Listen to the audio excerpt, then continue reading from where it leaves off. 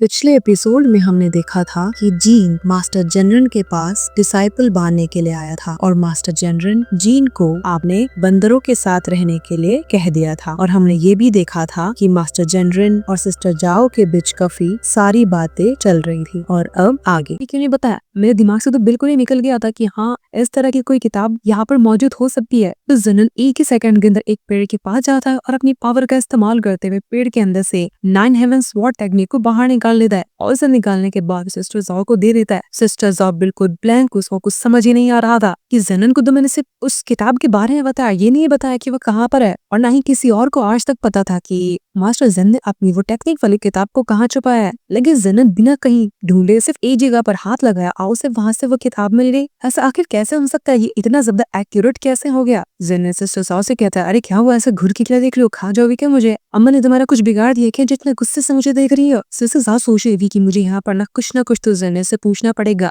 और इसे पूछने के लिए बस एक अच्छा आइडिया है, मैं जरा इसके लिए शराब बना देती हूँ और इसे अपने हाथों से पिला दूंगी। जेड मुझसे कहता ना कि अगर मैं इसको शराब पिलाऊं तभी ये मुझसे अच्छे से बात करेगा, तो क्या पता हो सकता है कि मैं इसे अपने हाथों से शराब पिलाऊं तो ये मुझे अपना थोड़ी सीक्रेट बता दे। वो शराब तो बना रही थी लेकिन जैसे वो पिलाने वाली थी लेकिन उसके अंदर हिम्मत ही नहीं होती कि वो जेनन से कुछ पूछ पाए, इसलिए वो शराब पिला देती है लेकिन वो कुछ पूछती ही नहीं। सिस्टर जाओ जेनन से कहती कि तुम्हें पता है जब यहाँ पर उस पीक मास्टर की जान रही थी ना तो सभी लोग यहाँ पर शेनलॉक के ऊपर भी शक कर रहे थे क्योंकि एक रात अचानक से वो कहीं गायब हो गया था। जेनन बताता है, हाँ मुझे पता है वो गायब हो गया था, गायब होकर कहीं और नहीं गया था बल्कि मेरे पास से आया था। मैंने उस कप्स के मुंह पे एकदम साफ साफ बता दिया कि पीक मास्टरों को मैंने मारा है, अब चाहे वो ये बात किसी और को बता दे या अपने दिल में रखे। सिस्टर जाओ कहती है कि साफ साफ आपने अपना सीक्रेट उसे बता दिया कि आपने ही पीक मास्टर को मारा है, तो आपको डर नहीं लगा क्या, इतनी सीरियस सिचुएशन में आप इतने ज्यादा काम कैसे रह सकते हो। जेनल कहता है, देखो मुझे पता है तुम्हारे दिल में बहुत सारे डाउट आ रहे होंगे लेकिन जितना तुम डाउट को दबा कर रखोगी और धीरे धीरे उसे समझने की कोशिश करोगी ना तो तुम्हें खुद ब खुद पता चलने लग जाएगा कि आखिर यहाँ पर हो क्या रहा है। तुम्हारा सबसे मेन डाउट है कि मास्टर जेन हेवन में नहीं गया, वो अपने हेवन में जाने के प्रोसेस में फेल हो चुका था ना, तो ठीक है मैं तुम्हारी मदद करता, हम दोनों मिलकर पता लगाएंगे कि वो हेवन में गया है या नहीं गया। जेनन खुद चाह रहा था कि ताकि वो जान सके कि क्या पता उसके जो हेवन में जाने के प्रोसेस में ऐसी कौन सी गड़बड़ी आ गई थी जिस वजह से वह हेवन में नहीं जा पाया। तो वो भी यहाँ पर सिस्टर जाओ की मदद कर रहा था ताकि क्या पता उसे पता चल जाए मेन वजह जिसकी वजह से वह हेवन में नहीं जा पाया था। इस वजह से दोनों सबसे पहले उस जगह पर आते हैं जिस जगह को हमने एपिसोड 1 में देखा था,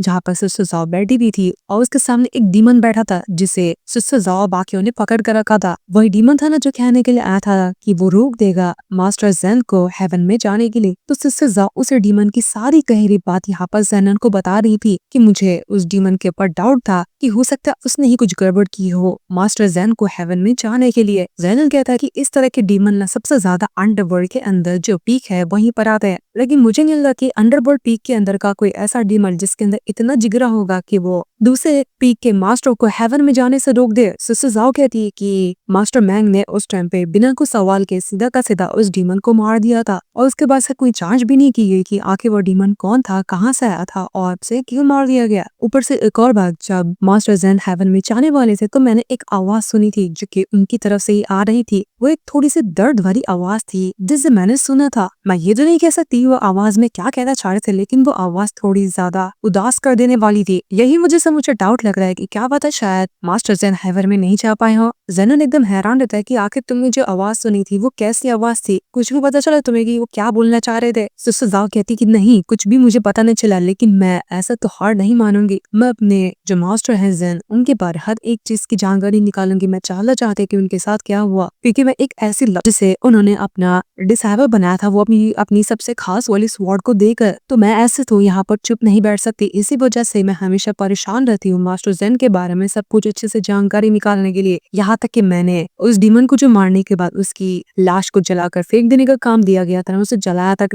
नहीं बल्कि जंगल में एक जगह पर जाकर उसे दफना दिया और अपनी पावर का इस्तेमाल करते हुए उसकी बॉडी को अभी तक की वैसे ही कंडीशन में रखा है जैसा कि वो उस टाइम मरा था, ताकि क्या पता तभी बाद में काम आ जाए और उसकी बॉडी हमें कोई रास्ते तक ले जाए है ताकि मैं मास्टर जेन के बारे में जानकारी निकाल सकूं कि उनके साथ क्या हुआ था। जेन कहता अच्छा ऐसी बात है, तुमने उस जीवन की लाश को रखा है तो मुझे वहां पर ले चलो, मैं देखना चाहता हूँ कि आखिर वो कौन था जिसने इस तरह की बात मास्टर जेन के बारे में कही कि वो उन्हें हेवन में जाने से रोक देगा। जेन जैसे उस जीवन की बॉडी को देखता है, वो बॉडी अभी तक की वैसी ही कंडीशन में थी, मानो कि हाल फिलहाल में इसे मारकर यहाँ पर दफनाया गया है। सुजाओ कहती है कि मैं इसके बाद एक मास्टरमैन के पास भी गई थी जो कि एक बाबा है और उन्हें हर चीज की जानकारी रहती है। ना उसे ये पता देना चाह रही थी कि आखिर जेनरन के साथ क्या हुआ, वह हेवन में जा पाए या नहीं जा पाए, या फिर ये जो डीमन था वो कौन था। उनसे मुझे ज्यादा कुछ जानकारी नहीं पता चली, लेकिन हाँ ये बात तो कंफर्म पता चली कि ये जो डीमन यहाँ पर मरा हुआ है ये अंडरवर्ल्ड से बिलोंग नहीं करता है। इसका नाम यिनसेन है। मैंने यिनसेन नाम के बारे में हर एक चीज की जानकारी निकाली, लेकिन वो किंशन सेट का भी मेंबर नहीं है। लेकिन फिर ये बंदा कौन था जो बाहर से यहाँ पर आया, खुद को ऐसा दिखाया कि वो